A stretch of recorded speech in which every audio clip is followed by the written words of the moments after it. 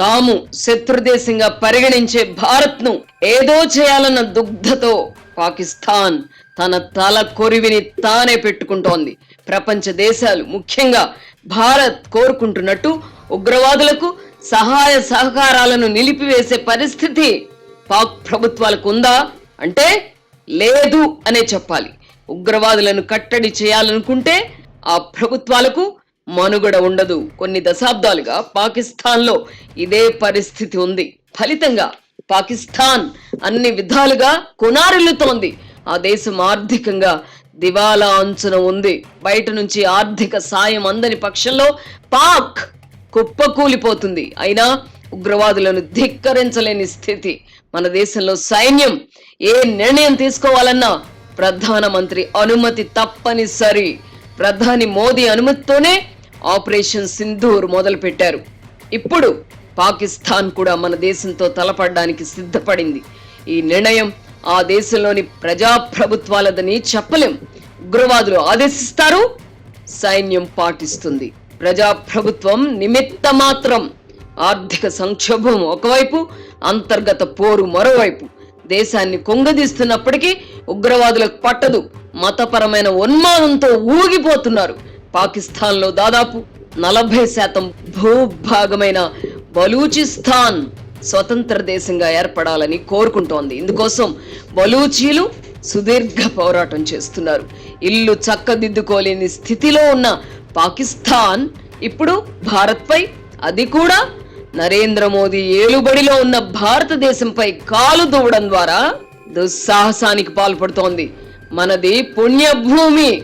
ఇప్పుడు మన మహిళల పసుపు కుంకుమలను ఉగ్రవాదులు చెరిపేశారు. పురాణాల నుంచి నేటి వరకు స్త్రీల కన్నీటి కారణంగానే యుద్ధాలు జరిగాయి. నాడు ద్రౌపది కోసం పాండవులు కౌరవుల మధ్య, సీత కోసం రామరావణ యుద్ధం జరిగాయి. పుణ్య స్త్రీ కన్నీటికి ఎంతో మహిమ ఉంటుందని నమ్మే దేశం ఇది. ఇప్పుడు పసుపు కుంకుమలు పోగొట్టుకున్న ఆడపడుచుల కోసం యుద్ధం చేయవలసి వస్తోంది. పహల్గామ్ లో ఉగ్రవాదుల చర్య అత్యంత హేయమైనది. ఈ కారణంగానే ఈ దారుణాన్ని ప్రపంచ దేశాలన్నీ ముక్త కంఠంతో ఖండించాయి. పాక్ కు మద్దతిస్తున్న చైనా కూడా ఈ దుశ్చర్యను ఖండించక తప్పలేదు. ప్రపంచ చరిత్రలో ఉగ్రవాదం గాని తీవ్రవాదం గాని సఫలమైన దాఖలాలు లేవు. బుల్లెట్లను, హింసను నమ్ముకున్న వారు వాటికే బలయ్యారు. అల్ ఖైదా చీఫ్ బిన్ లాడెన్ కు ఏ గతి పట్టిందో చూసాం. ఐసిస్ ను ప్రారంభించిన వారికి కూడా అదే గతి పట్టింది. ఈ రెండు సంస్థలు తమ హింస ద్వారా కొంతకాలం పాటు ప్రపంచానికి కంటి మీద కునుకు లేకుండా చేశాయి. చివరకు కాలగర్భంలో కలిసిపోయాయి. ఈ రెండు సంస్థలు వాటి అధిపతులతో పోల్చితే అజర్ మసూద్ లాంటి వాళ్ళంతా హింసను నమ్ముకున్న తీవ్రవాదం పరిస్థితి కూడా ఇదే.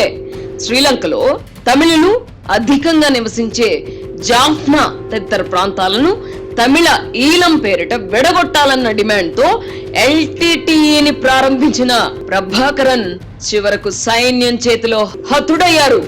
ఆత్మాహుతి దళాల సంస్కృతిని ప్రవేశపెట్టిన ఘనత ఆయనదే. ఎల్టీటీఈకి చెందిన ఆత్మాహుతి దళమే మన దేశ మాజీ ప్రధాని రాజీవ్ గాంధీని పొట్టన పెట్టుకుంది. ఖలిస్తాన్ ఉద్యమాన్ని ప్రారంభంలో పరోక్షంగా ప్రోత్సహించిన ప్రధానమంత్రి ఇందిరాగాంధీ చివరికి ఖలిస్తాన్ వాదాన్ని నర్రాన జీర్ణించుకున్న తన సొంత అంగరక్షకుడి తుపాకీ నుంచి వెలువడిన తుపాకీ గుళ్లకే బలయ్యారు. పాకిస్తాన్ లో కూడా మాజీ ప్రధాని బెనర్జీర్ భుట్టో వంటి వారు కూడా ఉగ్రవాదుల తుపాకీ గుళ్లకు బలయ్యారు. తీవ్రవాదాన్ని తీసుకుందాం. 5 దశాబ్దాల క్రితం నెలకొన్న పరిస్థితుల నేపథ్యంలో తీవ్రవాదాన్ని నమ్ముకొని మావోయిస్టు పార్టీ పురుడు పోసుకుంది. కాలక్రమంలో ఎంతో మంది ఎమ్మెల్యేలు, మంత్రులను హతమార్చారు. ఇప్పుడు పరిస్థితులు మారిపోయాయి. తుపాకీ గొట్టం ద్వారా రాజ్యాధికారం అనే సిద్ధాంతానికి తావు ఉండడం లేదు. ప్రస్తుతం కేంద్ర ప్రభుత్వం మావోయిస్టులపై యుద్ధం ప్రకటించింది. దీంతో ప్రధాన జనజీవన స్రవంతికి దూరమై అడవులకే పరిమితమైన మావోయిస్టులకు ఊపిరి సలపడం లేదు. తమ ఉనికిని కాపాడుకోవడానికై శాంతి చర్చల ప్రతిపాదనను తెర మీదకు తెస్తున్నారు. 6 నెలల పాటు కాల్పుల విరమణకు సైతం సిద్ధమని ప్రకటించాల్సిన పరిస్థితి. అయినా కేంద్రంలోని నరేంద్ర మోదీ ప్రభుత్వం మావోయిస్టులపై పోరాటాన్ని ఆపే పరిస్థితి లేదు. ఉగ్రవాద సంస్థలైనా తీవ్రవాద సంస్థలైనా అంతిమంగా కనుమరుగు కావాల్సిందే. ఉగ్రవాదులు తీవ్రవాదుల ఆలోచనల్లో హేతుబద్ధత ఉండదు. వారి వాదన తర్కానికి అందదు. ఉగ్రవాదులనే తీసుకుందాం. పవిత్ర యుద్ధం, జిహాద్ అంటూ భారత్ పైకి తుపాకులు ఎక్కుపెట్టారు. మత ప్రాతిపదికన చేసే యుద్ధం పవిత్ర యుద్ధం ఎలా అవుతుంది? హింసను నమ్ముకోమని ఇస్లాం చెప్పలేదే. సాటి మానవుణ్ణి ప్రేమించమని, సాయపడమనే ఏ మతమైనా చెప్తుంది తెలుసా? ఖురాన్ కూడా ఇదే చెబుతోంది. మరి ద్వేషానికి తావెక్కడా? అమాయకులను పొట్టన పెట్టుకోమని అల్లా చెప్పలేదే. పహల్గామ్ లో జరిగిందేమిటి? ఉగ్రవాదుల చేతిలో హతమైన వారు చేసిన పాపం ఏమిటి? వారు ఏ హాని చేశారు? మతం అడిగి మరీ చంపడమా?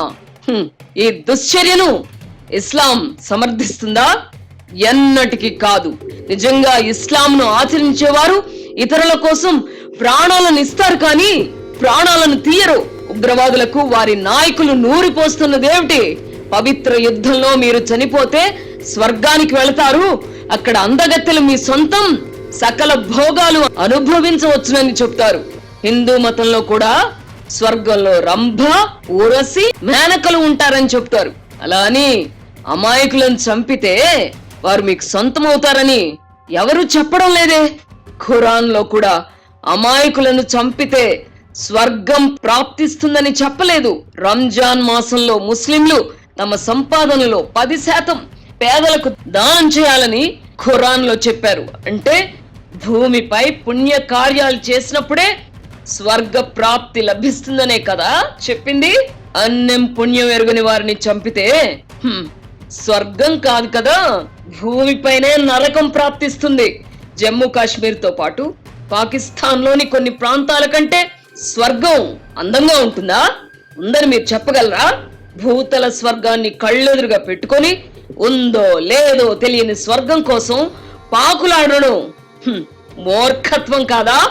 జమ్మూ కాశ్మీర్ లో శాంతి భద్రతలు అదుపులోకి రావడం వల్ల మన దేశం నుంచే కాకుండా విదేశాల నుంచి పర్యాటకులు తరలి వస్తున్నారు.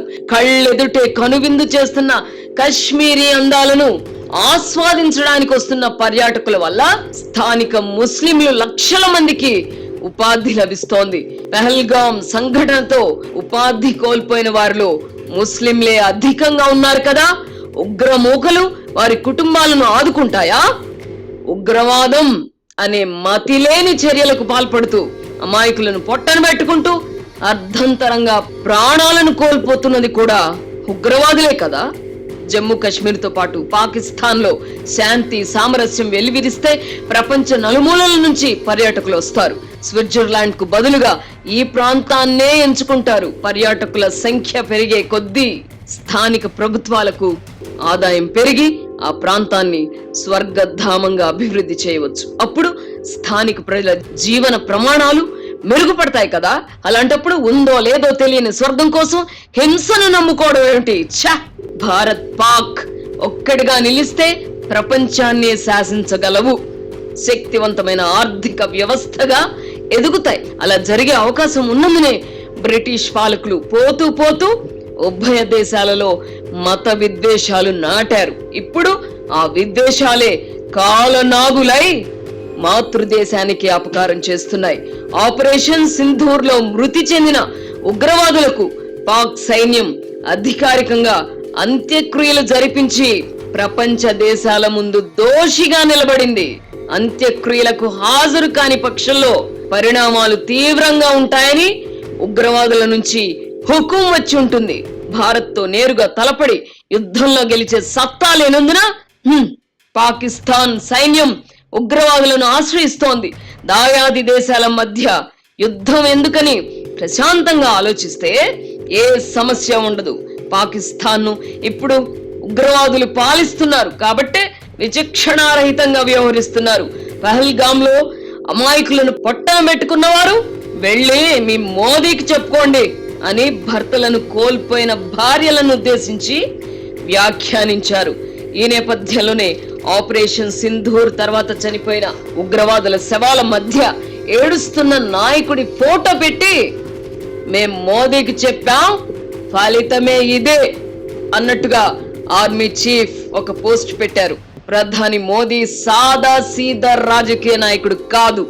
అంది వచ్చిన ప్రతి అవకాశాన్ని రాజకీయంగా బలపడడానికి ఎలా ఉపయోగించుకోవాలో ఆయనకు తెలిసినంతగా మరెవ్వరికి తెలియదంటే అతిశయోక్తి కాదు. ప్రస్తుతం కేంద్ర ప్రభుత్వానికి ఆపరేషన్ సింధూర్ కు వ్యతిరేకంగా మాట్లాడే దుస్సాహసం ఎవ్వరూ చెయ్యలేని పరిస్థితి ఉంది. ఇప్పుడు పాక్ పీచం అణర్చడం ద్వారా అంతర్జాతీయంగా కూడా మోదీ కీర్తి ప్రతిష్టలు మరింత పెరిగే అవకాశం ఉంది. That is Modi.